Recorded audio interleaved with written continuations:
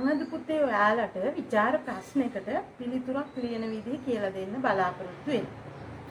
ඔයාලා විචාර ප්‍රශ්නයකට පිළිතුර ලියන්න සාකච්ඡා කරන්න ඉස්සර වෙලා ඔයාලා දැනගන්න ඕන ඔයාලගේ සාහිත්‍ය ප්‍රශ්න පත්‍රයේ විචාර ප්‍රශ්න එන්නේ කොහොමද කියලා. විචාර ප්‍රශ්න ආකාර දෙකකට එනවා පුතේ. එකක් තමයි ලකුණු 10 ප්‍රශ්න එනවා. අනිත් ක්‍රමය තමයි ලකුණු 15 ප්‍රශ්න එනවා.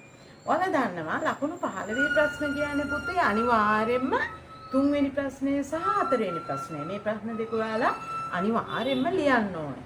ඊළඟට ලකුණු 10 ප්‍රශ්න කියන්නේ පුතේ 5, 6, 7 කියන ප්‍රශ්න තුනක් තියෙනවා. මේ තුනෙන් ඔයාලා අනිවාර්යයෙන්ම එකක් ලියන්න. එහෙමනම් 3 වෙනි ප්‍රශ්නය 4 වෙනි ප්‍රශ්නය අනිවාර්යයෙන්ම ඔයාලා ලියන්න ඕනේ. ඒ වගේම 5, 6, 7 කියන ප්‍රශ්න තුනෙන් එකක් ඔයාලා අනිවාර්යයෙන්ම ලියන්න ඕනේ. ඊළඟට පුතේ මේ 3 වෙනි ප්‍රශ්නයට ඔයාලට දෙනවා ලකුණු 15. 4 වෙනි ප්‍රශ්නයට දෙනවා ලකුණු 15. මේ ප්‍රශ්න තුනෙන් එකක් ලියුවාම ඔයාලට දෙනවා ලකුණු 10. කොහොමද මේ ලකුණු 15 දෙන්නේ? 3 වෙනි ප්‍රශ්නේ පුතේ කොටස් දෙකක් තියෙනවා. මොකක්ද? අයන්න, ආයන්න. 4 වෙනි ප්‍රශ්නේ කොටස් දෙකක් තියෙනවා. අයන්න, ආයන්න කියලා. 3 වෙනි ප්‍රශ්නේ එහෙම කොටසක් නැහැ. එමුනම් මේ අයන්නට ඔයාලා අනිවාර්යයෙන්ම නිදසුන් දෙකකින් පැහැදිලි කරන්න ඕනේ. කාව්‍ය නිර්මාණයක් නම් කවි දෙකක් ලියන්න ඕනේ. ගද්‍ය නිර්මාණයකින් අහන කොටසක් නම් පුතේ උද්දුත පාඨ ඇතුළේ නිදසුන් දෙකක් ලියන්න ඕනේ. එහෙනම් අයන්නට නිදසුන් දෙකයි. ආයන්නට නිදසුන් දෙකයි. මේකෙත් එහෙමයි අයන්නට නිදසුන් දෙකයි. ආයන්නට නිදසුන් දෙකයි. ඉතින් නිදසුන් දෙක ලියන්න. කොහොමද පුතේ දැන් ඔයාලා දන්නවද ඔයාලට අවබෝධයක් තියනවද මේ ප්‍රශ්න දෙකට ලකුණු ලැබෙන්නේ කොහොමද කියලා? 3 වෙනි ප්‍රශ්නයට සහ 4 වෙනි ප්‍රශ්නයට ලකුණු දෙන්නේ 15. 15 5. ඒක ලැබෙන්නේ කොහොමද?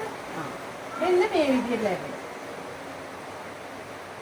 4න් 4යි 11න් 11. මේකට 4න් 4යි 11න් 11. මේකට පුතේ 3න් 3යි. මේකට 7න් 7යි. මේකට ඕනේ නිදසුන් 3ක්. මේකට නිදසුන් 3ක් ලියන්න බෑ. මේ 5, 6, 7 වලින් එකක් ලියන්න දෙන්නේ. ඒකට පුතාලා ලියන්න ඕනේ නිදසුන් 3ක්. හරිද? නිදසුන් 3ක් ලියන්න. මේකේ කොටස් නෑ. මේ ප්‍රශ්න වලට ලකුණු 10ක් ලැබෙනවා. ලකුණු 10යි. මේ 5, 6, 7න් එකක් ලියන්න ඕනේ. ලකුණු 10ක් දෙනවා. ලකුණු 10 දෙන්නේ මෙන්න මේ විදිහට. එතකොට මේ සම්පූර්ණ ලකුණු හැදෙන්නේ මෙන්න මෙහෙම. මෙතන එනවා 15න් 15යි. මෙතන 15න් 15යි කියලා හරි දෙන්න. 4න් 4යි. 11න් 11. 4න් 4ක් දෙනවා 11න් 11. මොනවද මේ 4න් 4? ඔයාලා මේ කාරණේ පැහැදිලි කරන්න නිදසුන් දෙකක් ලියන්න ඕනේ. අන්න එතකොට මේ කාරණේ පැහැදිලි කරන්න නිදසුන් දෙකක් ලියනවා. නිදසුන් 4ට තමයි මේ 4න් ලැබෙන්නේ. නිදසුන් දැන් කාව්‍ය නිර්මාණයට ගත්තොත් පුතේ නිදසුන් ලියන්නේ පද පේලි නෙවෙයි. පද පේලි දෙකක් එකක් ලියලා බෑ. සම්පූර්ණ කවියම නිවැරදිව ලියන්න ඕනේ. එහෙනම් කවි දෙක ගානේ මේ මේ අංක අයන්න කොටස සහ ආයන්න කොටස පැහැදිලි කරන්න ලියන්න. එහෙනම් නිදසුන් වලට දෙනවා ඔයාලා විචාරය කරගන්න බැරි වුණත් පුතේ නිදසුන් 4 විතරක් ලියවටත් ලකුණු 4ක් ලැබෙනවා. මේ 4 වෙනි ප්‍රශ්නෙත් එහෙමයි. විචාරය ලියා ගන්න බැරි වුණත් නිදසුන් 4 කවි 4ක් ලියලා තියෙනවා නම් ඒකටත් ලකුණු 4ක් ලැබෙනවා. මේකෙත් එහෙම නිදසුන් 3 ලියලා තියෙනවා නම් මේ ප්‍රශ්නෙට ලියන්න ඕනේ නිදසුන් 3. දැන් නිදසුන් 3 ලියලා තියෙනවා නම් නිදසුන් 3ට ලකුණු 3ක් ලැබෙනවා. ඉතිරි ලකුණු 7 ලැබෙන්නේ මේකේ ਵਿਚාරයට. මොකද මේකට ලකුණු 10 නේ දෙන්නේ. 10ක් හම්බ වෙනවා. දැන් නිදසුන් 3ට ලකුණු 3යි. ਵਿਚාරය කරනවට ඒ නිදසුන් 3 ලකුණු 7යි. මේ වගේ නිදසුන් වලට තුන්වෙනි ප්‍රශ්නේ හතරවෙනි ප්‍රශ්නේ නිදසුන් වලට විතරක් නිදසුන් 4ට විතරක් ලකුණු 4 ගානේ හම්බ වෙනවා. විචාර කරනවට ලකුණු 15 බැගින් ලැබෙනවා. ඔන්න දැන් ඔයාලට අවබෝධයක් ලැබුණොත් විචාර ප්‍රශ්නේ එන්නේ කොහොමද? එහෙනම් තුන්වෙනි ප්‍රශ්නේ ලකුණු 15 ප්‍රශ්නයක් අනිවාර්යෙන් ලියන්න ඕනේ. හතරවෙනි ප්‍රශ්නේ ලකුණු 15 ප්‍රශ්නයක් අනිවාර්යෙන්ම ලියන්න. 5 6 7 ප්‍රශ්න වලින් එකක් ලියන්න ඕනේ. ලකුණු 10 ප්‍රශ්නයක්. ඒකට නිදසුන් 3ක් ඕනේ. මේ දෙකට නිදසුන් 4 බැගින් ඕනේ. ඔන්න ඔයාලට දැන් විචාර ප්‍රශ්නේ සැකිල්ල ඔළුවට ආවා. දැන් දන්නවා අපි 3 අනිවාර්යෙන් ලියන්න ඕනේ. 4 අනිවාර්යෙන් ලියන්න ඕනේ. මේ තුනෙන් එකක් අනිවාර්යෙන් ලියන්න. හරි. ඊළඟට පුතේ දැන් අපි මේ ප්‍රශ්න වලට පිළිතුරු ලියන්න දැන් සමහර දරුවෝ කවි එහෙම පාඩම් වලට කවි 3ක් පාඩම් කරගත්තා නැති කියලා හිතනවා. 3ක් නෙමෙයි. ඔයාලා තුන්වෙනි හතරවෙනි ප්‍රශ්න වලට ලියන්න නම් 4ක්ම ඕනේ. ඒ නිසා සෑම කාව්‍ය නිර්මාණයකින්ම පොදුවේ පුළුවන් ඔයාලට හැම කරුණක්ම තහවුරු කරන්න වෙන කවි අපේ පාඩම් වල තියෙනවා. විශේෂ කවි. ඒ වගේ මාක් කරලා හැම පාඩමකින්ම කවි 4 ගානේවත් අඩුම තරමේ මුළු පද්‍ය පන්ති සමහර දරුවන්ට කටපාඩම්. සමහර දරුවන්ට නෑ අඩුම තරමේ හැම පද්‍ය පන්තියකින් කවි 4 ගානේ පාඩම් කරලා තියාගන්න ඕනේ. මේ ප්‍රශ්න වලට ලියන්න.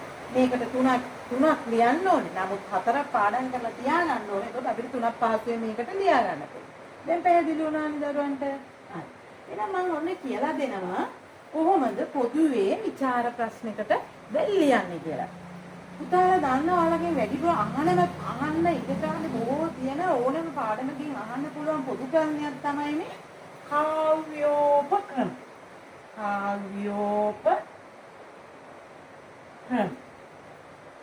මේ කාව්‍යෝපක්‍රම කියන්නේ පුතේ කාව්‍ය උපක්‍රම.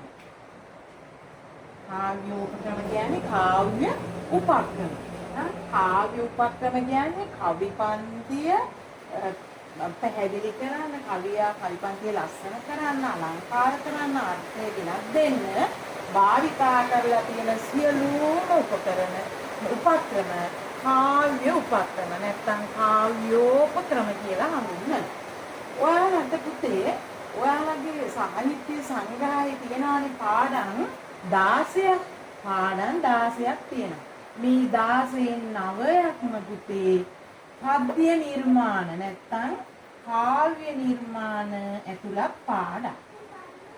විවිධ යුගවල ලියවිච්ච පද්‍ය නිර්මාණ නැත්නම් කාව්‍ය නිර්මාණ ඇතුළත් පාඩම් නම් මේ 9න් පොදුවේ කොතනකදී හරි වැඩිපුරම අහන්න පුළුවන් වචනයක් තමයි මේ කාව්‍යෝපක්‍රම. කියන්නේ කාව්‍ය උපක්‍රම.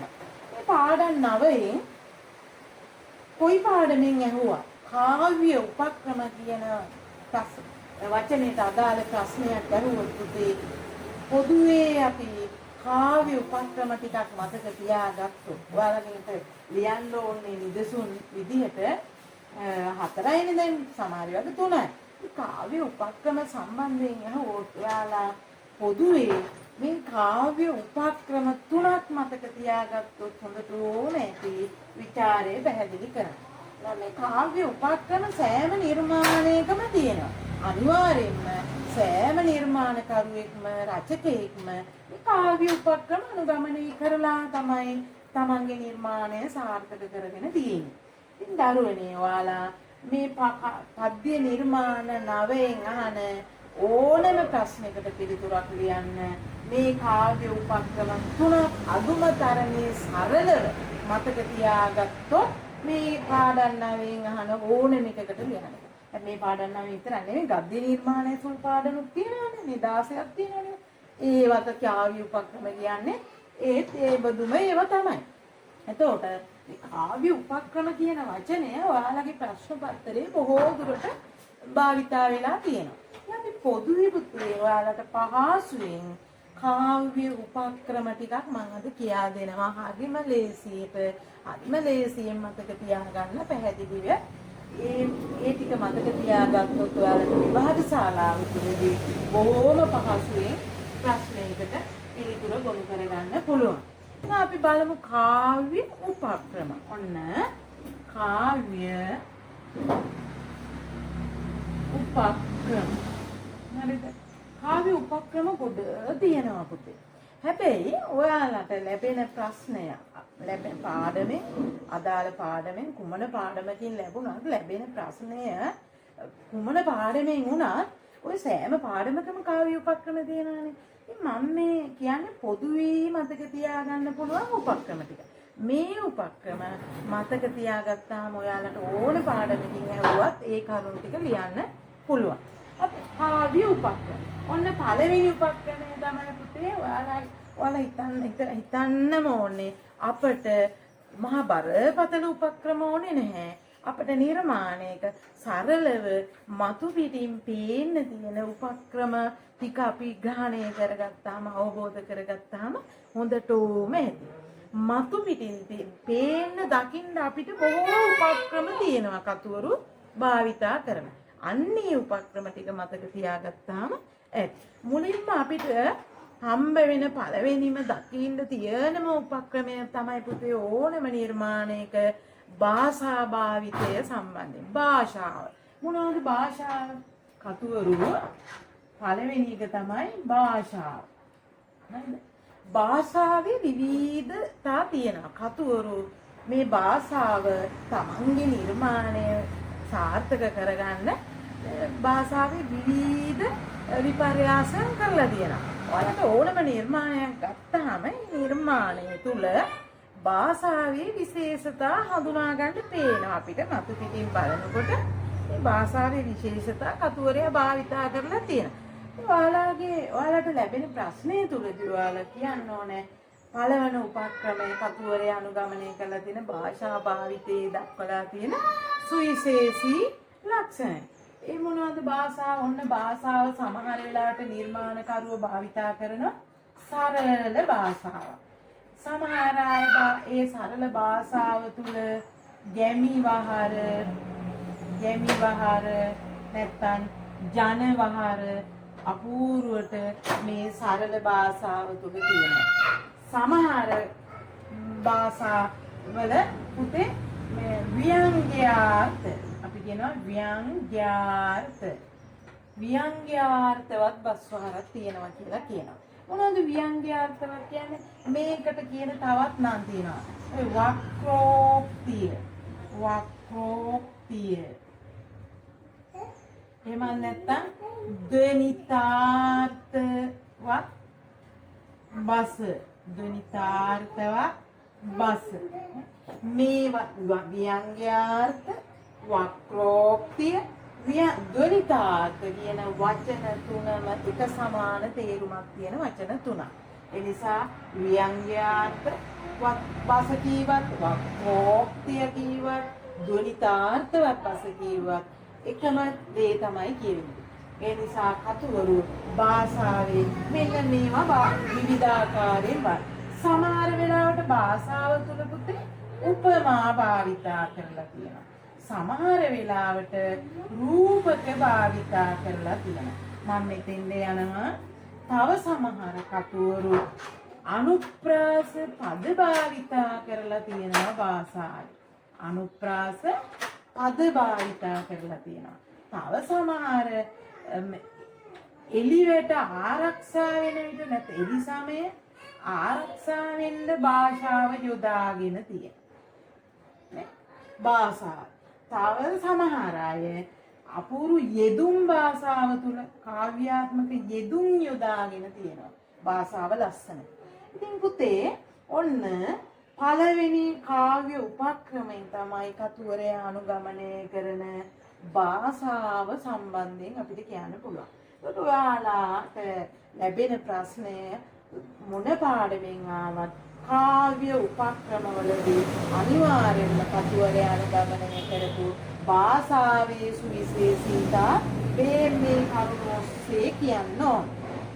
ඔය එතකොට ඕනම කෙනෙකුට දැන් ਵਿਚාරය මේ කාව්‍ය උපක්‍රම කියන එක දන්නේ නැති ඕනම දරුවෙකුට උනන්නේ භාෂාව කතුවරය භාවිතා කරලා තියෙන විදිය ගැන මොනවා හරි කියන්න පුළුවන්. ඉතින් පුතේ ඔයාලට ලැබෙන විචාර ප්‍රශ්නයේදී කාව්‍ය උපක්‍රම ගැන ලියනකොට ඉස්සරලාම අපි කරන්න ඕනේ කාව්‍ය උපක්‍රම කියන්නේ මොනවද කියලා පැහැදිලි කරනවානේ. පැහැදිලි කරලා කතුවරු විවිධ රචකයෝ විවිධ උපක්‍රම අනුගමනය කරලා තියෙනවා කියලා කියනවා.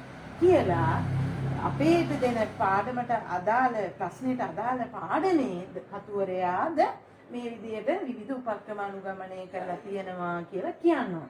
කියලා අපිට මතු පිටින් දක්නට ලැබෙනම පුතේ පළවෙනිම උපක්‍රමය තමයි භාෂාව පිළිබඳව කතුවරයා අනුගමනය කරන උපක්‍රමය. මොකද භාෂාවෙන් තමයි අපිට සියලු දේම දැනවන්නේ. අපිට හැඟීම් ඇති කරන්නෙම භාෂාවෙන්. මොකද චිත්‍ර අඳින්නේ නෑ, සිතුවම් අඳින්නේ නෑ. අපිට දෙන්නෙම පණිවිඩ භාෂාවෙන්. ඒ නිසා භාෂාව බොහෝම පරිස්සමෙන් කතුවරු අදාළ අත්දැකීම ප්‍රකාශ කරන්න භාවිතා කරනවා. අපේ සෑම නිර්මාණයකම පෙළ පොතේ මේ භාෂාව අර්ථවත්ව යොදලා තියෙන විදිහවල් දැක්කා. ඉතින් පුතාලට පුළුවන් භාෂාව ගැන කොහොමද කතුවරයා යොදාගෙන තියෙන්නේ කියලා ලියන්න ඔයාලට ලැබෙන ප්‍රශ්නයට අදාළ පාඩම සම්බන්ධ කරගෙන. ඔන්න පළවෙනි උපක්‍රමය. ඔන්න මම දෙවෙනි උපක්‍රමය ඔයාලට මතක තියාගන්න කියනවා පුතේ ආකෘතිය. කතුවරු ආකෘති අනුගමනය කරනවා තමන්ගේ නිර්මාණය සාර්ථක කරගන්න විවිධ ආකෘති. මේකත් අපිට මතු පිටින් පේන්න තියෙන උපක්‍රමයක්. මේ අනිත් උපක්‍රමය. පළවෙනි උපක්‍රමය භාෂාව, දෙවෙනි උපක්‍රමය ආකෘතිය. පුතාලා ආකෘතිය කියන්නේ මොකක්ද කියලා ඉතින් ප්‍රශ්න පත්‍රයේ පිළිතුරු ලියනකොට පැහැදිලි කරගෙන යන්න ඕන. මම ඒවා කියලා දෙනවා තව චුට්ටකින් ප්‍රශ්නයකට මෙන්න මේ විදිහට ලියන්න කියලා. මේ ප්‍රශ්නෙට කරුණු මතක තියාගන්න විදිය තමයි මම මේ කියලා දෙන්නේ. උට ආකෘතිය කියන්නේ පුතේ හැඩේනේ, සැලැස්මනේ, සකසලා තියෙන ආකාරය පුතා. මේ කතුවරයා. එතකොට ඔයාලා ලියන්න ඕනේ ආකෘතිය තවත් උපක්‍රමයක්. ඔයාලට පේන්නම තියෙන විශේෂ උපක්‍රමයක් තමයි ආකෘතිය. දැන් පුතාලා දන්නවා ජන කවි නිර්මාණයක් නම් ඔන්න අපිට හුරු පුරුදුම ආකෘතිය තමයි කවියන් අනුගමනය කරපු සිව්පද ආකෘතිය. සිව්පද කියන්නේ පාද හතරයි. සිව්පද කියන්නේ පාද හතරයි. පද පේලි හතරයි. එහෙනම් අපේ සාම්ප්‍රදායික නැත්නම් පැරණිම ආකෘතිය තමයි මේ සිව්පද ආකෘතිය. එතකොට ජන කවිය නිර්මාණයක නම් අපිට පේන්නම තියෙන පුතේ මේ ආකෘතිය. හැබැයි මේ ආකෘතිය ජන කවියද තවත් චුට්ටි වෙනසක් කරලා තියෙනවා. මේ ආකෘතිය තව ලස්සන කරන්න හැඩය කරන්න. මොකද්ද? මේ ආකෘතියට එළිවැට තියලා තියෙනවා ආකෘතිය. මේ ආකෘතියට එළිවැට තියලා තියෙනවා. එළිවැට කියන්නේ අගින් එකම අකුරෙන් අවසන් කරලා තියෙනවා. මුලිනුත් එකම අකුරකින් අවසන් කරලා තියෙන ඒවා සමහර තියෙනවා. බොහෝ දුරට ජන කවි වල මුලිනුත් තියෙනවා, මැදිනුත් තියෙනවා, අගිනුත් තියෙනවා එළිවැට තියලා. නැත්තම් එළි සමයෙන් තියලා. ඒකට අපිට පේනවා ජන කවි නිර්මාණයක නම් ආකෘතිය සිව්පදයි. ඒකේ අපි ලියන්න ඕනේ මේ ආකෘතිය ජන කවි නිර්මාණයක් ඇසුරින් ප්‍රශ්නයක් ආවොත් පුතේ එලි සම සහිත සිව්පද ආකෘතිය කියලා. ඔයාලට එනවා මේ නූතන යුගයේ නිර්මාණයක් අපි කියමුකෝ වෙන නිසදෙස් ආකෘතිය සම්බන්ධව. ආකෘති විවිධයි කිව්වනේ මම. ආකෘති තියෙනවා පාද හතරේ සිව්පද. තව තියෙනවා පුතේ දෙපද කියලා. ඔයාලගේ පුතේ නෑ. ඒ කියන්නේ පද දෙකයි තියෙන්නේ. පද දෙකයි. පද පේලි දෙකක් තියෙනවා. ආයේ පද ඊළඟ කවියේ පද පේලි දෙකයි, ඊළඟ කවියේ පද පේලි දෙකයි. අපි ඒකට කියනවා දෙපද ආකෘතිය. එහෙනම් සිව්පද ආකෘතිය තියෙනවා නිර්මාණවල, දෙපද ආකෘතිය තියෙනවා. තව ඔයාලා අහලා තියෙනවා පුතේ නිසදැස් ආකෘතිය. නැත්තම් නිදහස් ආකෘතිය කිය. නිසදැස් ආකෘතිය, නිදහස් ආකෘතිය. මේවා ගද්‍යයක් නෙවෙයි, කවි පද්‍යයක් නෙවෙයි. අතරමැදිය. ඒකට මෙන්න මේ තව තියෙනවා ආකෘති. පුතාලට ඒවා නෑනේ මේ පාඩම් වලට අදාළ වෙන්නේ නෑ. පුතාලා දැනගන්න ඕනේ විශේෂයෙන්ම ඔයාලගේ නිර්මාණවල තියෙන්නේම සිව්පද ආකෘතිය තමයි ගොඩාක් ඒ වගේ හැම එකකම වගේ. එතකොට ඒ වගේ බොහෝ දුරට බොහෝ නිර්මාණවල එළිවැට තියලා තමයි ලියන්නේ. එහෙනම් පුතාලා ලියන්න ඕනේ කතුවරයා අනුගමනය කරලා තියෙන ආකෘතිය තවත් උපක්‍රමයක්. නිර්මාණයට අදාළ ආකෘතිය තියෙනවා. එහෙම නවලා ලියන්න ඕනේ ආකෘතිය එලිසම සහිතන ලියලා හදාලා තියෙන ආකෘතියක් නම් එලිසම නැත්තම් එළියට සහිත සිව්පද ආකෘතිය කියලා ලියන්න ඕනේ. ඒ නිසදැස් එකක් නම් නිසදැස් ආගම. ඒක ගැලපෙනවා මේකට කියලා කවියකින් ලියනවා. මේ නිසදැස් ආකෘතිය ගැලපෙනවා මේ අරමුණ කියන්න. ඒ නිසා උචිතම ආකෘතිය කතුවරයා තෝරාගෙන තියනවා. ඒකත් උපක්‍රමයක් කියලා කියනවා. ඔන්න මම දැන් කිව්වා ආකෘතිය ගැන. එහෙනම් පුතේ ඔන්න හැමෝටම සරලව මතක තියාගන්න පුළුවන් උපක්‍රම දෙකක් කිව්වා. එකක් තමයි භාෂාවේදී කතුවරයා දක්වන විශේෂත්වය. උපක්‍රමශීලී බව. මේ විදිහට විවිධ භාෂාවන් ඒ භාෂාව තුල තියෙනවා. ඔයාලට ලැබෙන පාඩම කුමක් වුණත් ඒ පාඩම තුල තියෙන භාෂාව සම්බන්ධ විශේෂතා භාෂාව සම්බන්ධ අංකය යටතේ විස්තර කරන්න උපක්‍රමයේ යටතේ. අද ආකෘතිය ගැන ආකෘතිය කියන්නේ මෙන්න මේකයි කියලා ලියන්නේ හැඩය නැත්තම් සැකස්ම කතුවරු විවිධ ආකෘති ප්‍රයෝගී කරගන්නවා. ඒ අතර විවිධ ආකෘති තියෙනවා. මේ නිර්මාණයේ කතුවරයා ඊට ගැළපෙන ආකෘතියක් තෝරන්න තියෙනවා. ඒක සිව්පද නම් ඔයාලා ලියන්නේ එලිසම සහිත සිව්පද, දෙපද නම් ලියන්නේ එලිසම සහිත දෙපද ආකෘතිය. නිසදයක් නම් ඒක එලිසම තියෙනවද නැද්ද බලලා ඔයාලා නිසදස ආකෘතිය. ඒක ගැළපෙනවා. මෙන්න මේ පහ දෙකෙන් අපිට ඒක පෙන්වන්න පුළුවන් කියලා නිදසුන් හැටියට යටින් ලියනවා නිදසුන. ඊළඟ අංකය තමයි පුතේ අලංකාර. අලංකාර සෑම නිර්මාණකරුවෙක්ම පුතේ තමන්ගේ නිර්මාණය සාර්ථක කර ගැනීම සඳහා අලංකාර භාවිතා කරනවා. අලංකාර විවිධ අලංකාර තියෙනවා. ඒකට තවත් උපක්‍රමයක් තමයි අලංකාර භාවිතය. ඒකට ඔයාලා පටලවා ගන්න අවශ්‍ය නැහැ. කාව්‍ය උපක්‍රම ගැන අහනකොට එතකොට ලියන්න ඕනේ භාෂාව යටතේ ලියන්න. පළවෙනි උපක්‍රමයේ භාෂා භාවිතය දක්වන කුසලතාවය. දෙවෙනි උපක්‍රමයේ හැටියට අපිට පේන්නම තියෙනව නිර්මාණයේ ආකෘතිය නැත්තම් හැඩය, සැලැස්ම, ඊට අලංකාර. උඩ අලංකාර තියෙනවා පුතේ. මොනවද මේ අලංකාර? ඔයාලා ඉතින් ලියන්න ඕනේ. අලංකාර කියන්නේ අලංකාර යොදනවා කියන්නේ අලංකාර භාවිතය කියන්නේ මොකක්ද කියන්නේ? අලංකාර කියන්නේ පුතේ අපි අලංකාර වෙන්න ඔයාලා දන්නවා අලංකාර වෙන්න අපි ලස්සන වෙන එකනේ අලංකාර වෙනවා කියන්නේ. ඒක ලස්සන වෙන්න අපි ඇඳුම් පැළඳුම් ආභරණ මේ විවිධ සුවඳ විලවුන් මේ භාවිත කරනවා. ඒ වගේ තමයි කාව්‍ය රචකයෙකුත් තමන්ගේ නිර්මාණය ලස්සන කරගන්න විවිධ අලංකාර ක්‍රම අනුගමනය කරනවා.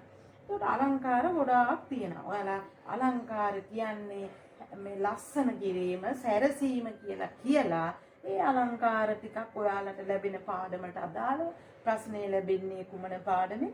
ඒ පාඩමට අදාළව අලංකාර තියෙන්නේ මොනවද කියලා අපිට මතු පිටින්ම පේනවා. අන්න ඒවා නිර්මාණයක මතු පිටින් පේනවා. ඒව ඔයාලා මේ අලංකාර මෙන්න මෙව්වායි කියලා විස්තර කරලා නිදසුනකින් පෙන්නනවා. දැන් අලංකාර කියන්නේ සැරසිලි ලස්සන කරන ඕනම නිර්මාණකරුවෙකුට විවිධ අලංකාර උපයෝගී කරනවා. මොනවද මේ අලංකාර? ඔන්න පුතේ බලන්න ගොඩාක් අලංකාර තියෙනවා. අපි කියනවා දැන් අලංකාර අතර එලි සමය. නැත්නම් අපි උකට කියන එලි වැට. හරි. පළවෙනි අපි කියමු පළවෙනි ලක්ෂණ එලි සමය. නිර්මාණයක අපි කියමුකෝ ජනකවි නිර්මාණය. මේකේ එලි සමයේ මුලිනුයි මැදිනුයි අගිනුයි කියලා ලියලා තියෙනකොට පුතේ එලි සමය කියන්නේ එක මකුරින් අවසානයේ පද පෙළි මුලිනුයි මැදිනුයි අගිනුයි අවසන් කරන එකනේ. එතකොට මේ එලි සමය තියලා ලියලා තියෙන එක ලස්සනක් නෙවෙයිද? ඒකෙන් අර අර්ථය අපට අවබෝධ කරගන්න වඩාත් ප්‍රයෝගී වෙනවා. නමුත් අලංකාරයක් නෙවෙයිද? ලස්සනයිනේ. එලි සමය තියලා තියෙනකොට පද පෙළි අතර ලස්සනයි. අන්න අලංකාර. තව පුතේ ඇයි අනුප්‍රාස පද? අනුප්‍රාස පද අලංකාර නැද්ද? දැන් අපි කියනවා ඔය එකම අකුර එකම වචන නැවත නිර්මාණයක යොදන එකනේ අනුප්‍රාසය කියන්නේ. එකම අකුර අපි කියමු ල අකුර නැවත නැවත ඒ පද පේලි පුරා ගොඩාක් ල අකුර යෙදෙනකොට අපි ඒකට කියනවා අනුප්‍රාසය. එකම අකුරක් බොහෝ තැන්වල නිතර නිතර නිර්මාණයක කවියක පද්‍යයක තියෙනකොට අපි ඒකට කියනවා අනුප්‍රාසය කියලා. ඒකනේ පුනරුක්ති දෝෂය කියලා ගද්‍ය නිර්මාණ ඔය රචනා නිර්මාණ වල බොහෝ දුරට කියනවා. අපි ඔබට කියනවා පුනරුක්ති දෝෂය. කියන්නේ එකම අකුර නැවත නැවත යොදන එක පුනරුක්ති දෝෂය. හැබැයි කාව්‍ය නිර්මාණයක පුනරුක්ති දෝෂයක් නෙවෙයි. ඒක ලස්සන අලංකාරයක්. එහෙනම් අනුප්‍රාස පද භාවිතා කරන එකත් අලංකාරයක්. තව මොනවද තියෙන්නේ පුතේ? අපි උපමා තියනවානේ. උපමා ඕකට අපි කියනවා උපමා අලංකාර. දැන් ওই උපමා කියන කතාව පුතේ ඔන්න ඔයාලට භාෂාවේදීත් වැදගත් වෙනවා. අලංකාරයක් හැටියටත් වැදගත්. අපි ඔකට කියනවා මේකට උපමා අලංකාරය. උපමා අලංකාරය කියලා කියනවා.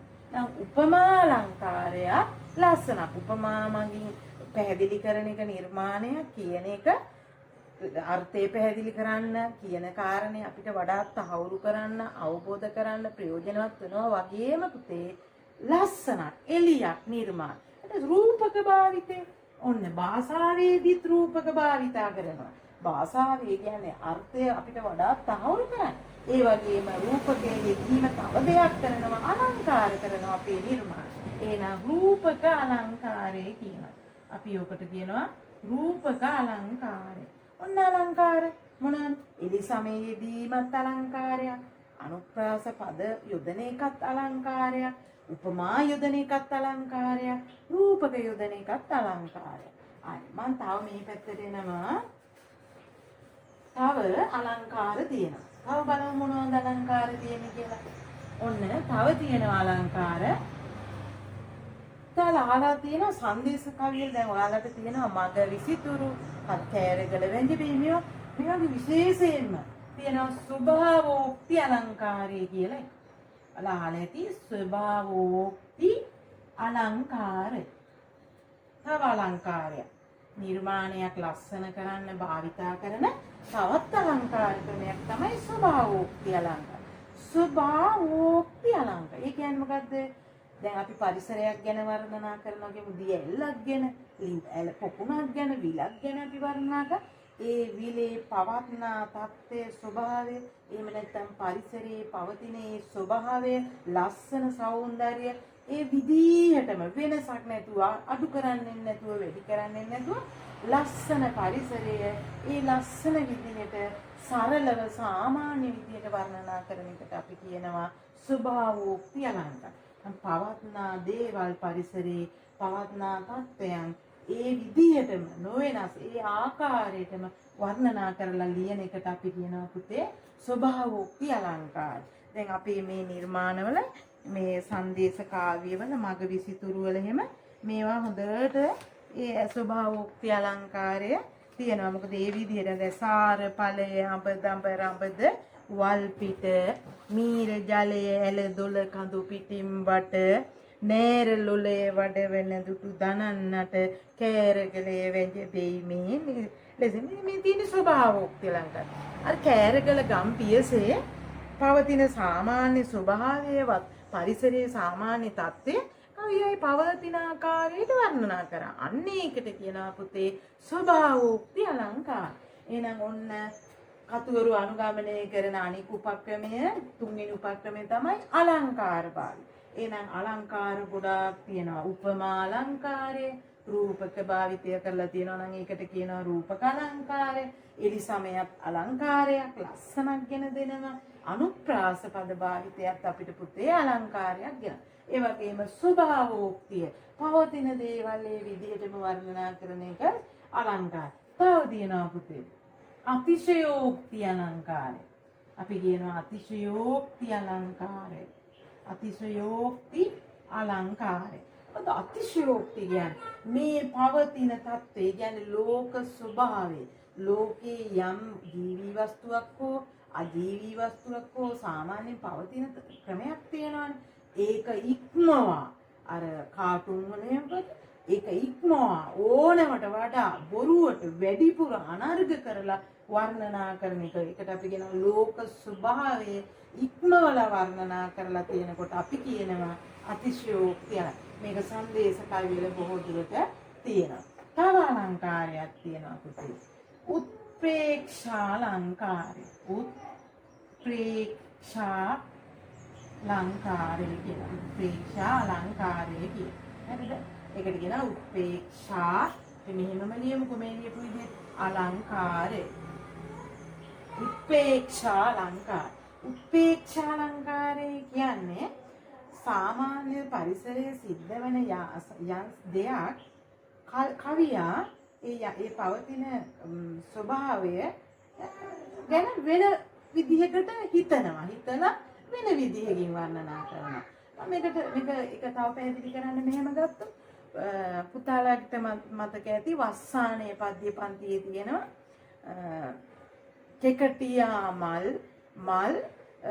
කෙකටියා පඳුරු මල් පොකුරු වඩාගෙන.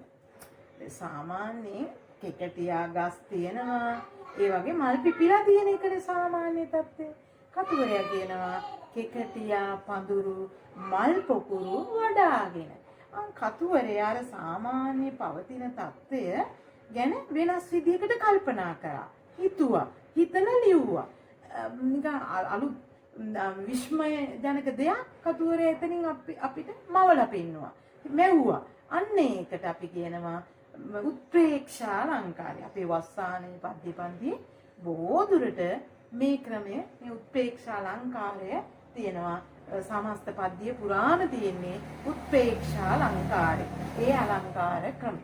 හරි. ඔන්න එනම් පුතේ මන් දැන් පුතාලට පහසුවෙන් මතක තියාගන්න පුළුවන් කාව්‍ය උපක්‍රම 3ක් කියලා දුන්නා. ඕනම දරුවෙකුට විචාරයක් ලියාගන්න මේ වෙලක අපහසු හිටු බැරුව හිටපු ඕනම දරුවෙකුට මේ කරුණු 3ට අදාළ යමක් ලියලා ඒ කවි මගින් නිදසුන් මගින් පැහැදිලි කරන්න පුළුවන්.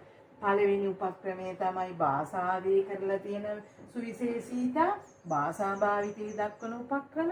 දෙවෙනි එක ලියන්න පුතාලා ආකෘතිය කොමක්ද? ආකෘතියක් අපිට පේනවනේ. ඒක පේනවා අපිට නිකම්ම නිර්මාණයක පේනවා. අන්න ඒක ලියන්න.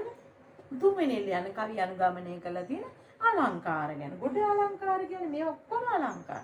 ඊට පස්සේ අලංකාර ගැන කියලා මේ අලංකාර මේ කතුවරයා භාවිතා කරලා තියෙනවා කියලා ලියන්න ඕන. හරිද? තව තියෙනවා පුතේ උපක්‍රම මේ තුන මතක තියාගන්න පුළුවන් නම් හොඳටම ප්‍රමාණවත්. තව තියෙනවා උපක්‍රම. දැන් මම එකක් කිව්වේ භාෂාවේ උන එක. කාව්‍ය උපක්‍රමයක් තමයි භාෂාව. හරි.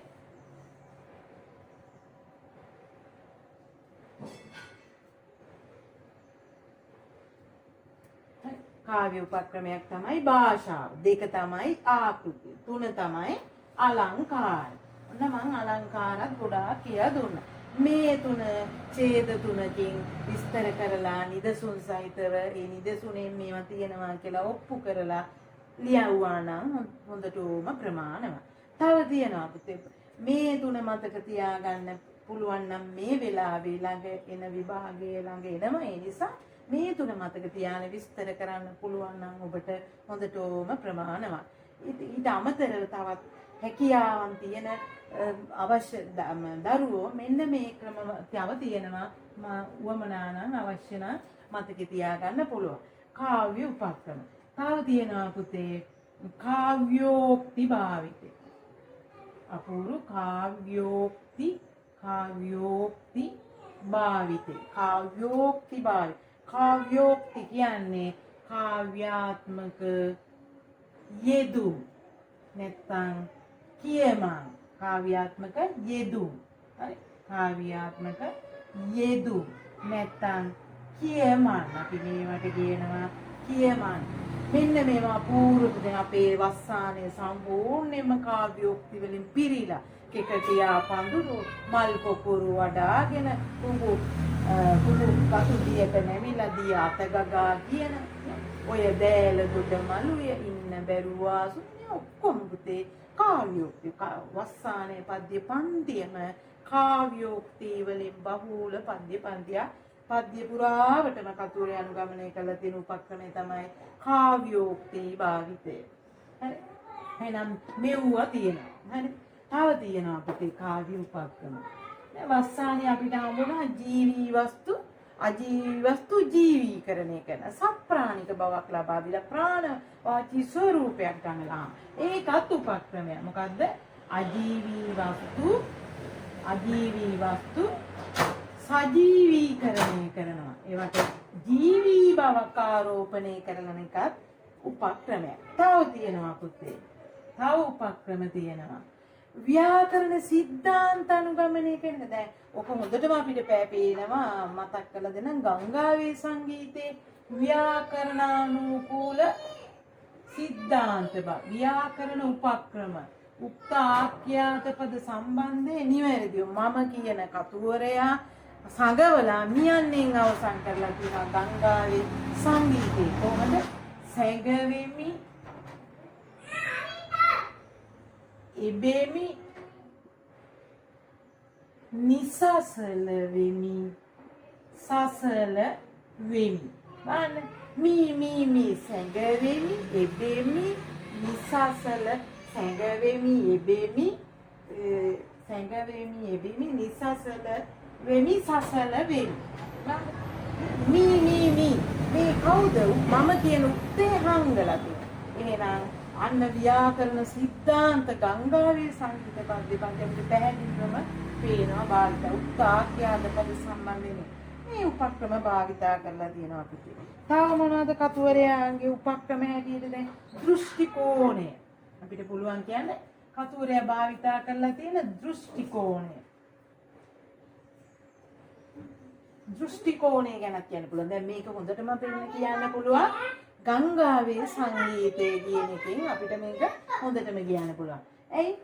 මෙතන තියෙන්නේ උත්තම පුරුෂ දෘෂ්ටි කෝණය. ගංගාවේ සංගීතයේ පද්‍ය පන්තියේ තියෙන්නේ උත්තම පුරුෂ දෘෂ්ටි කෝණය. ඒ මොකද මම උත්තම පුරුෂ කිව්වේ මම කියන තැන ඉඳලා තමයි පද්‍ය පන්තියේ කතුවරයා නිර්මාණය කරන්නේ. ඒක නිමියන්ෙන් අවසන් කරන්නේ. එහෙනම් මේ දෘෂ්ටි කෝණය ඉතාමත්ම වැදගත් විදියට උපක්‍රමයක් හැටියට කතුවරු භාවිතා කරනවා. තව තියෙනවා පුතේ.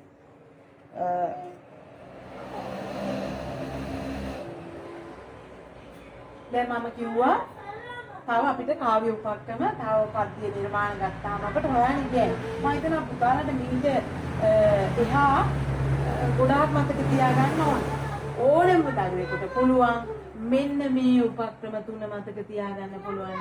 මේ තුන තමන්ගේ නිර්මාණය කොයිතරම් දුරට තියෙනවද කියලා ඡේද තුනයි නිදසුන් අරගෙන පැහැදිලි කරාම නිදසුන් වලින් පැහැදිලි කරපුවාම හරි.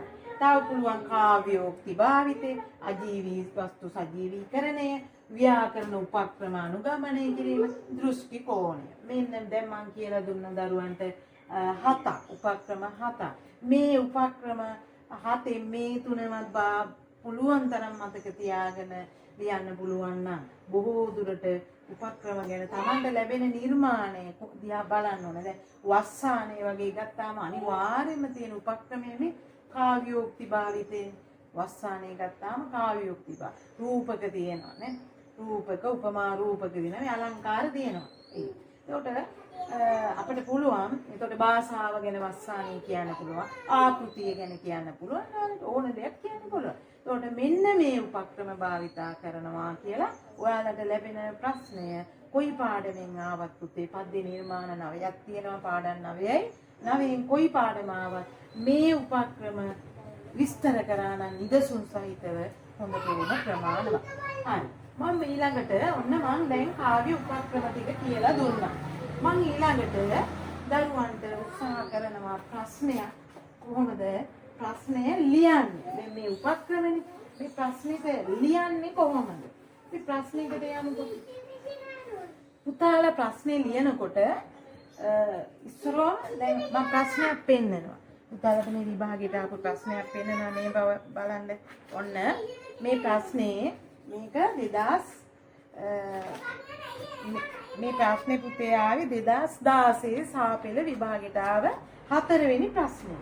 මේ බලන්න මේ ප්‍රශ්නේ පුතේ කියනවා 4 වෙනි ප්‍රශ්නේ කියනවා පවතින දේ ඇති සැටියෙන් වර්ණනා කිරීමට සහ ඔන්න අයන්න 4 වෙනි ප්‍රශ්නේ හතරවෙනි ප්‍රන්නේ අයන්න පවතිනදී ඇති සැටියෙන් වර්ණනා. මොකද්ද මම ඔන්න ඉස්සෙල්ලා උපක්‍රම පැහැදිලි කරනකොට කිව්වා පවතිනදී ඇති සැටියෙන් වර්ණනා කරන එකට කියන නම. මොකද්ද? ස්වභාවෝක්ති අලංකාර. එහෙනම් ඔයාලගෙන් මේ නොකිය අහන්නේ මොකද්ද? මෙන්න මේ අලංකාර ක්‍රමය. ස්වභාවෝක්ති අලංකාරය ගැනයි අහන්නේ. පවතිනදී ඒ ආකාරයෙන්ම ඇති සැටියෙන් වර්ණනා කරලා තියෙනවා. එහෙනම් ස්වභාවෝක්ති අලංකාරය ගැනයි අයන්නෙන් අහන්නේ. ඊපස්සේ ආයන්නෙන් අහනවා පුතේ උචිත කාව්‍යෝපක්‍රම භාවිතා කිරීම. උචිත කාව්‍යෝපක්‍රම උචිත කාව්‍ය උපක්‍රම භාවිත. උචිත කාව්‍ය උපක්‍රම භාවිතා කිරීමට සැලලීනි සංදේශ කතුවරයා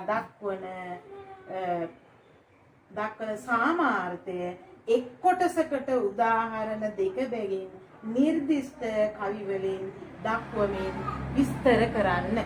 කවි කියන්නේ පවතින දේ ඇති හැටියෙන් වර්ණනා කිරීමට උචිත කාව්‍යෝපක්‍රම භාවිතා කිරීමට කතුවරයා දක්වන සමාර්ථය මග විසිතුරු වෙනුමේ ලියන්න.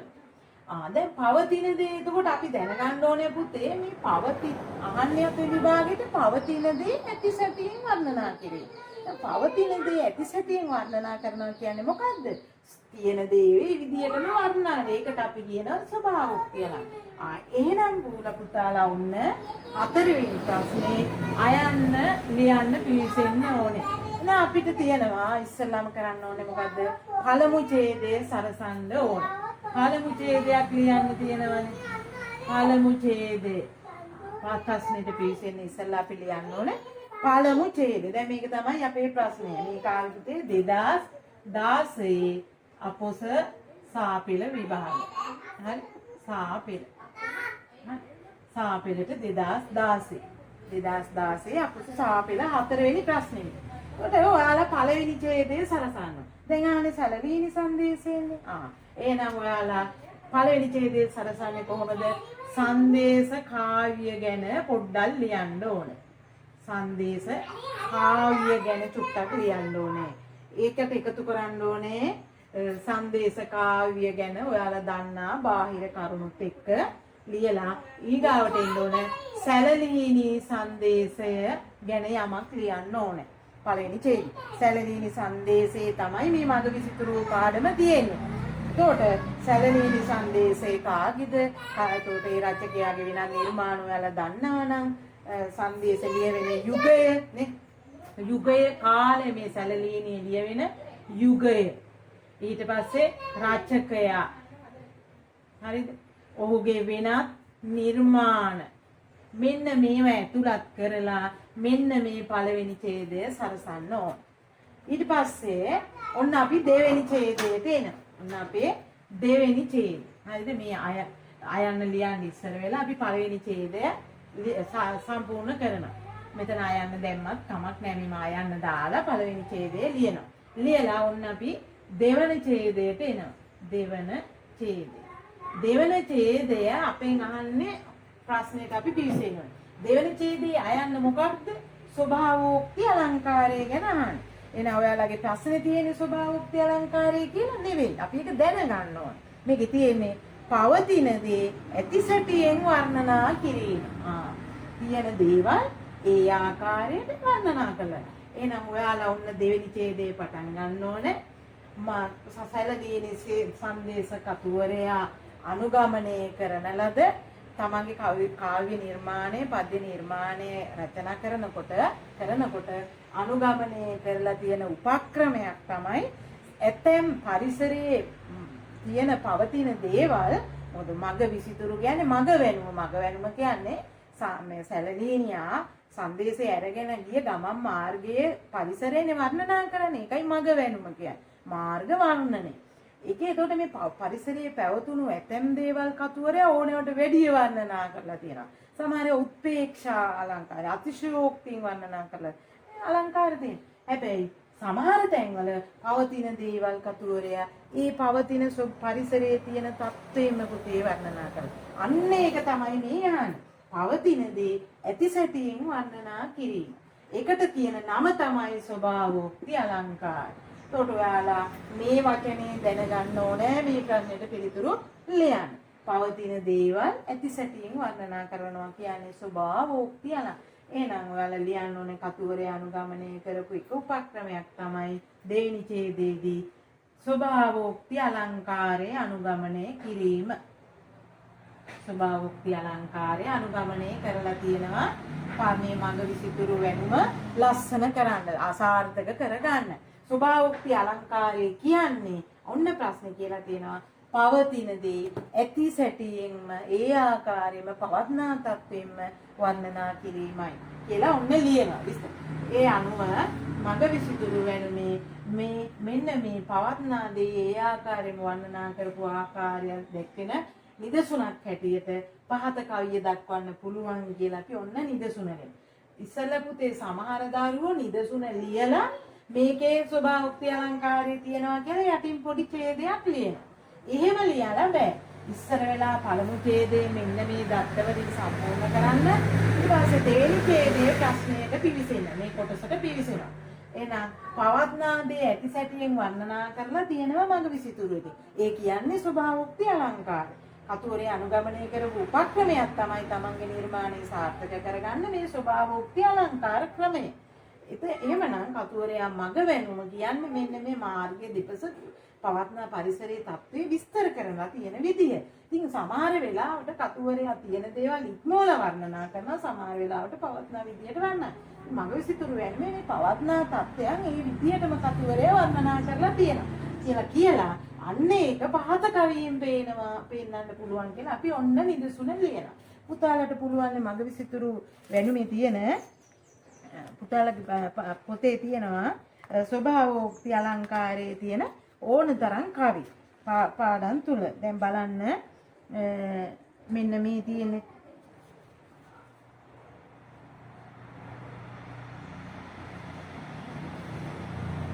අගපිපි මාලිගිය විලි සෙලියා වග බැඳගෙන රජහස පුල් විලියා නේ බලන්නකො මල් පිපිලා ඉද්දවැල් කැලෙන් යුක්තයි රාජහංසයෝ රංචු පිටින් ඉන්නවා පොකුණු වල විල්වල අන්න ඒවා මේ ස්වභාවෝක්ති අලංකාරي පවතින දේවල් ඒ විදිහටම කතුවරය වර්ණනා කරලා තියෙනවා නේ. සමග විසිතුරු පාඩමේ 6 වෙනි කවිය. පරිසරයේ ස්වාභාවික පරිසරයේ පවතින තත්ත්වය ඒ ආකාරයෙන්ම කියපු කවියක් තමයි ඔයාලගේ මග විසිතුරු පාඩමේ 6 වෙනි කවිය. ඒකට ඔයාලා ඔන්න මේ ස්වභාවෝක්ති අලංකාරය එකයි තියෙනවා. ඒකට ඔයාලා කවිය ලියනවා. ලියලා මේ ඒක යට ලියනවා. ඊට පස්සේ ඒ අනුව ඊළත කවිය තුල කවියේ ඒ පරිසරයේ තිබිච්ච මේ කවියේ තේරුමක් තියෙනවානේ. ඒ තේරුමේ යයන් කියලා ඉරගෙන මල් පිපිලා තිබුණා, විල් පොකුණු වල මල් පිපිලා තිබුණා ඒ පරිසරේ. මේ අපේ මේ පොතේ තියෙන මේ මල් පිපිලා තිබුණා ඉද්දවැල් වල. ඊට පස්සේ රංචු පිටින් ඒ වගේ විල් වල පොකුණු වල බෑලා හංසයෝ නාපු ආකාරය තමයි ඒක කියවෙන්නේ. අන්න ඒ සාමාන්‍ය පරිසරයේ ඒ දර්ශනය මමල තියෙනවා කවිය ඒ විදිහට මේ කවිය තුල. ඒක ඔයාලා ඊට පස්සේ නිදසුන දෙලා යටින් ලියන්න. හරිද? ඊට පස්සේ තව කවියක් ගන්න ඔය වගේ. ඒකේ ඊට පස්සේ කියනවා මේ කවියද ස්වභාවෝක්ති අලංකාරයේ තියෙන කවියක්. මඟ විසිතුරු වෙනුමේ මඟ වෙනුම විස්තර කරනකොට ඒ මඟ පරිසරයේ තිබිච්ච මෙන්න මේ දේවල් මේ කවිය තුල තියෙනවා කියලා ඒ පහත් දැක්කන කවියෙන් ඒක කියන්න පුළුවන් කියලා කවිය ලියලා කවියේ තේරුමත් එක්ක පැහැදිලි කිරීම කරනවා. ඔන්න මේ පළවෙනි කොටසට ලියුවා. හතරවෙනි ප්‍රශ්නේ. හරි. අපි යනවා ඊට පස්සේ දෙවෙනි කොටස. උචිත කාව්‍ය උපක්‍රම. ඔන්න මං කිව්ව ඉස්සලා කාව්‍ය උපක්‍රම ගැන කියවනේ. දැන් ඔයාලගෙන් අහනවා ඔන්න දෙවෙනි කොටස. එහෙනම් අපි ඔන්න පළවෙනි කොටස හරි. පළවෙනි කොටසට නිදසුන් දෙකක් ඕනේ. නිදසුන් දෙක අර විදිහට විස්තර කරන්නත් ඕනේ. පළමු ඡේදෙකුත් ඕනේ. මොකද මේ මොනවා ලියා ගන්න බැරි වුණත් පළවෙනි ඡේදයේ විතරක් ලියලා තිබුණා නම් දරුනේ අපිට එතෙන්වත් ලකුණු පහක්වත් අඩුම තරමේ ලැබෙනවා. හොඳට ඒ අදාළ කරුණු ටික ලියලා තිබුණොත් ඕනෑම දරුවෙකුට. මේ මුකුත් ලියා ගන්න බැරි කෙනෙකුට. එහෙමනම් පළවෙනි ඡේදයක් ඔයාලගේ විචාර ප්‍රශ්න ලියනකොට අනිවාර්යයෙන්ම හැම දරුවෙම සෑම ප්‍රශ්නයකටම පළමු ඡේදය ලියන්න ඕනේ. ඊළඟට පුතේ අහන්නේ ආයන්නේ උචිත කාව්‍ය උපක්‍රම භාවිතේ. උචිත කායන්න මං ඉස්සලා කියලා දුන්නනේ කාව්‍ය උපක්‍රම ගැන. බලන්න දැන් කාව්‍ය උපක්‍රම ගොඩක් භාෂාව කීවා, ඊට පස්සේ මේ ආකෘතිය කීවා. දැන් භාෂාව මොනවද මේකේ තියෙන භාෂා? උපමා තියෙනවා පුතේ මගේ විසිතුරු වෙනුනේ, රූපක තියෙනවා මගේ විසිතුරු වෙනුනේ, එලිසම එලිවට පද භාව එලිසමේ තියෙන අකුරු එකම අකුරු පුනා යොදලා තියෙනවා. අනුප්‍රාස පද තියෙනවා භාෂාව තුල. ඊට පැරණි භාෂාවේ වචන, සම්භාව්‍ය භාෂාව, උසස් භාෂාවේ වචන මොකද පැරණි නිර්මාණයක් ඉන්න පැරණි පද්‍ය නිර්මාණයක් නිසා ඒ භාෂාව බහුලව තියෙනවානේ. එතකොට මෙන්න මේ භාෂාව ගැන ගොඩ දේවල් උපමා තියෙනවා, රූපක තියෙනවා, බහුලයි. තුවාලා කාව්‍ය උපක්‍රමයකට භාෂාව. මේ කාව්‍ය උපක්‍රම කියන්නේ භාෂා භාවිතයේදී කතුවරය දක්වලා තියෙන සුවිශේෂී ලක්ෂණ එක උපක්‍රමයක් තමයි භාෂාව කියලා භාෂාව වැදගත් විදිහට කතුරේ භාවිතා කරලා තියෙන එකට උපමා රූපක ඇතුළත් පද්‍ය දෙකක් අරගෙන කවියක් අරගෙන ලියන්න පුළුවන්. ඒ කවිය ඒ කාව්‍ය උපක්‍රම එක කවියකින් උපමා රූපක කියන එකක් අරගෙන භාෂාව දෙක කියන්න පුළුවන්. ඒ වගේම පුතේ භාෂාවේ එලිසමයක් තියෙනවනේ කවිය. ඒකද කියනවා මෙන්න භාෂාව කාව්‍ය උපක්‍රමයන්නේ භාෂාව. එතකොට භාෂාවේ එලිසමයක් ඒකේ තියෙනවා. අනුප්‍රාස පදක් තියෙනවා. උපමාවක් තියෙනවා. එතකොට එහෙම ඒබඳු කවියක්ම ඔයාලා ගන්න. එක කවියක් ගන්නවා. අරගෙන ඒ කවියේ භාෂාවේ තුල කතුවරයා දක්වලා තියෙන විශේෂකම් විස්තර කරනවා. උපමා කියනවා කාව්‍ය උපක්‍රමයක් හැටියට භාෂාව අපිට දක්වන්න පුළුවන් භාෂා භාවිතයේ දක්වලා තියෙන සමත්කම කියලා ඔන්න ඡේදේ පටන් ගන්නවා. පටන්ගෙන කතුවරයා භාෂාව සම්බන්ධයෙන් විශේෂ හැකියාව පෙන්눔 කරලා තියෙනවා කියලා. ඒක පහත කවියෙන් පෙන්වන්න පුළුවන් කියලා ඔන්න ඔයාලා කවියක් ලියනවා. ලියලා ඒ කවියේ තියෙන සියලුම භාෂා ලක්ෂණ ලියන්න. ඔයාලා වැඩිපුරම ගන්න උපමා තියෙන කවිය. උපමාවක් තියෙන කවියක් ගන්න. එතකොට ඒකේ උපමාවක් තියෙනවා. බොහෝ දුරට අනිවාර්යයෙන්ම එලි සමයක් තියෙනවානේ. එලි සමයේ තියෙනවා. අනුප්‍රාස පදක් තියෙනවා. නේ? මේවා තියෙනවා. එතකොට ඔයාලා මේවා තියලා තමයි මේ භාෂාව මේ අර්ථවත් කරගෙන තියෙනවා, නිර්මාණය අර්ථවත් කරගෙන තියෙනවා මේ භාෂා ලක්ෂණ තුලින් කියලා ඔන්න එක කවියකින් පැහැදිලි කරනවා. ඊට පස්සේ පුස්තේ තව කාව්‍ය උපක්‍රමයක් ගන්න. එහෙම නැත්නම් ඔයාලා සරලව එලි සමය භාෂා උපක්‍රමයක් විදියට උපමා භාවිතය කියලා විස්තර. රූපක භාවිතය කියලා විස්තර. ඒක සරලව කරනවත් පුළුවන්. ඉතින් ඊට වැඩිය ගොඩක් ඔයාලට අතිසාර්ථක වෙනවා මෙන්න මේ ක්‍රමය.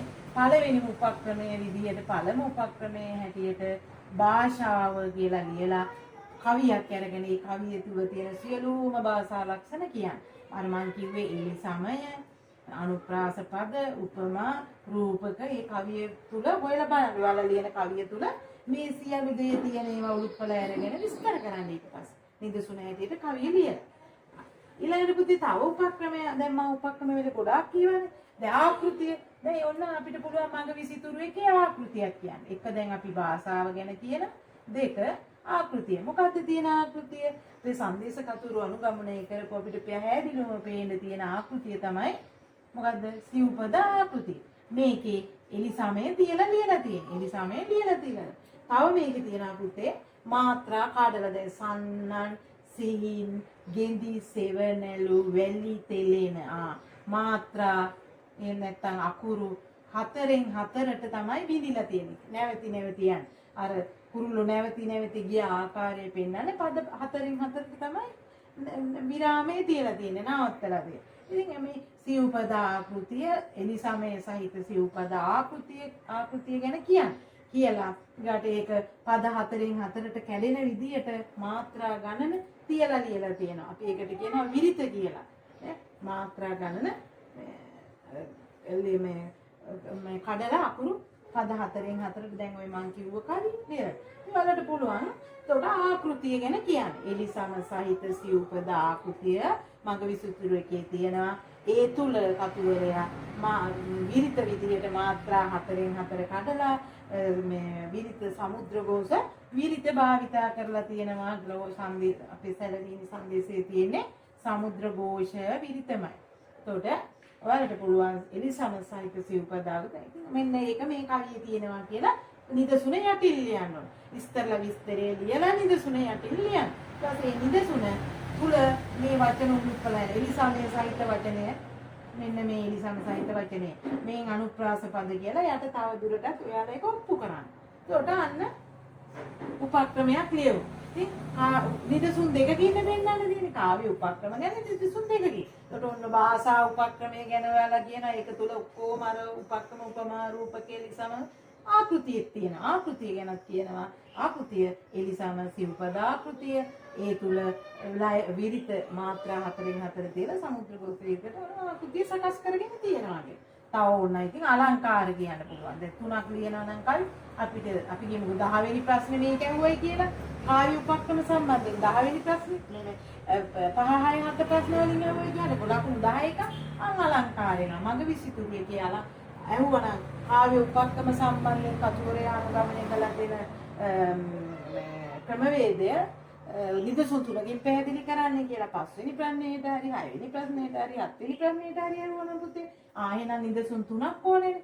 එතකොට ඔයාලා නිදසුන් තුන මේ උපක්‍රම භාෂාව ගැන එක කවියකින් කියන්නේ ආකෘතිය ගැන තව එකකින් කියන්නේ අලංකාර ගැන තව එකකින් කියන්නේ කවියක් අරගෙන ඒකේ තියෙන අලංකාර විදි කියන්නේ එළිවට අලංකාරයක් උපමාව අලංකාරයක් රූපකය හැබැයි එකම කවිය වෙන්න බෑ මේ කොටස් තුන පැහැදිලි කරන්න කවි තුනක්ම ඕනෑමයි සෑම නිදසුනක්ම කියන්නේ එකම කවියකින් එහෙම පැහැදිලි කරන්න බෑ නිදසුන් ලියනකොට නිදසුන් වලට වෙන කවිම ඕනේ එහෙනම් 5 6 7 5 වලට කවි තුනකින් පැහැදිලි කරන්න ඕනේ එහෙනම් මේකට නිදසුන තුනකින් අලංකාර භාවිතය ගැන කීයකි අපිට උපක්‍රමයක් හැටියට අලංකාර භාවිතය ගන්න කාව්‍ය උපක්‍රම නිදසුන් තුනකින් පැහැදිලි කරන්න කිව්වොත් ඒක අලංකාර භාවිතය ගැන එක කවියකින් කියන්නේ ආකෘතිය ගැන තව කවියකින් කියන්නේ භාෂාව ගැන තව කවියකින් කියන්නේ එතකොට අපේ අර සියලුම උපක්‍රම මේවා තුල ඇතුළත් වෙලා අලංකාර ගොඩායිනේ එළියට අලංකාරයක් අනුප්‍රාසය අලංකාරයක් ස්වභාවෝක්ති අලංකාරයක් උපමාව අලංකාරයක් රූපකේ අලංකාරයක් එතකොට උත්පේක්ෂා අලංකාරය අතිශයෝක්තිය අලංකාර ඔක්කොම කවියක මේ කවියක් අරගෙන ඒ කවිය තුල තියෙන අලංකාර අපිට කියන්නේ එක නිදසුනකින් කියන්න ඕන ඊළඟට ආකෘතිය අර විදිහට කවියකින් ආකෘතියේ තියෙන විවිධ ස්වරූපයන් ගැන භාෂාවේදී ඒකට මේ ටිකවත් මතක තියාගත්තොත් ඔයාලට ප්‍රශ්නෙට පිළිතුරු ගොනු කරගන්න පුදුම පුතේ. එහෙනම් ඔන්න මම අද දවසේ ඔයාලට කියලා දුන්නා කාව්‍ය උපක්‍රම කියන්නේ මොනවද? කාව්‍ය නිර්මාණය සාර්ථක කරගන්න කතුවරයා අනුගමනය කරලා තියෙන විවිධ ක්‍රම උපායන්. ඒවා අතර භාෂාවේ දක්වලා තියෙන ක්‍රම ශිල්ප එකක්. ආකෘතිය කියන්නේ සැකැස්ම හැඩේ. අන්න ඒක විශේෂ උපක්‍රමයක් වෙනවා. ඊළඟට කතුවරු අලංකාර විදි බොහෝ අනුගමනය කරලා තියෙනවා. ඒක ලස්සන කරගන්න නිර්මාණය සාර්ථක කරගන්න. ඒකට මේ අලංකාර භාවිතයේ තව කාව්‍ය උපක්‍රමයක්. ඊළඟට මම කිව්වා අජීවී වස්තු සජීවී බවට ප්‍රාණවත් කරන එක. අජීවී වස්තුවක් කියන්නේ පණ නැති දෙයක්නේ. පණ නැති දේවල් වලට පණ තියෙන බව පෙන්නලා රචනා කරලා තියෙනවා එව්වා. ඒක ඒ අජීවී සජීවීකරණය කිරීම උපක්‍රමයක්. කාව්‍යාත්මක කියම යෙදුම් අපි කියන කාව්‍යෝක්ති කියලා. අන්න ඒවා අනුගමනය කරන එක කාව්‍ය උපක්‍රමයක්. ඊළඟට ව්‍යාකරණ සිද්ධාන්ත සංධිපද තියෙනවා සමහරවිට පුතේ සංධිපද මේ තියෙනවා. අපේ සංදේශ කවිවල ගොඩ ඒවා තියෙනවා. සමාස පද තියෙනවා භාවිත. මේ ඔයාලට පේන්න තියෙනවා. මේක සංධිපදයක් නේ. කියලා පේන්න තියෙනවා. ඒකට ඒවා තියෙනවා. ව්‍යාකරණ සිද්ධාන්තයකට ඒවා ඔක්කොම ලියේ. මොකද මම දැන් සැඟල් වෙමි, යෙබෙමි, නිසසල වෙමි, සසල වෙමි කියන මියන්නෙන් අවසන් කරලා මම කියන උක්තේ හංගලා. ඒකට අන්න ව්‍යාකරණ සිද්ධාන්ත. තව එක තියෙනවා සංධිපද තියෙනවා. මේ සමාස පද තියෙනවා. ඉතින් මේවා පුතාලට පේන්න තියෙනවා නිර්මාණය තුල අමාරු නෑ. මේ නිකන් පොඩ්ඩක් හිතන්න තියෙන්නේ. කාටවත් මේ විචාර ප්‍රශ්න අමාරු නෑ. හරිම ලේසි. අපි විචාර කටපාඩම් කරලා ලියන්න බෑ දරුවනේ. එක විචාර පොත්වලට වහලලා ඒ පොත්වල තියෙන විචාර කටපාඩම් කරලා අපිට විභාග ශාලාවේ ලියන්න බෑ. මේ කියන කරුණු අපි අවබෝධ කරගන්න ඕනේ. අපේ අවබෝධයේ තුලින්ම විචාර ප්‍රශ්නෙට ලියන්න ඕනේ. එහෙම නැත්තම් විචාර ලියන්න බෑ. කාගේවත් විචාරයක් මගේ විචාරයක් වෙන්නේ නෑ පුතේ. අනුල් ලියපු විචාරයක් මගේ විචාරයක් වෙන්නේ නෑ. මම මගේ උත්සාහයෙන් මගේ අදහස් ප්‍රකාශනය දෙන්න ඕනේ. එහෙනම් මම මේ කරුණු කාරණා අවබෝධයෙන්ම ලියන්න ඕනේ. විචාරය ලියන්න පුළුවන් වෙන්නේම එහෙම පමණයි. ඒ නිසා මේ කරුණු අවබෝධ කරගන්න. ඔන්න මම කාගේ උපක්‍රම කිව්වා. ඔයාලගේ පොතේ තියෙන ඕනෑම පාඩමකට මේ උපක්‍රම ටික මතක තියාගත්තොත් ඒ අහන පාඩමෙන් ඔයාලට මතක් කරගෙන කවි පාඩම් නම් ඔයාලට අවශ්‍ය කවි පාඩම් කරගන්න එක විතරයි. නිදසුන් පාඩම් කරගන්න එක විතරයි. පැහැදිලි කරන්න ඉතාමත්ම සාර්ථකව පුළුවන් පුතේ. එහෙනම් අපි ඉදිරියේදී තවත් විචාර ප්‍රශ්න සාකච්ඡා කරමු. අලට සුබ දවසක් ප්‍රාර්ථනා කරනවා.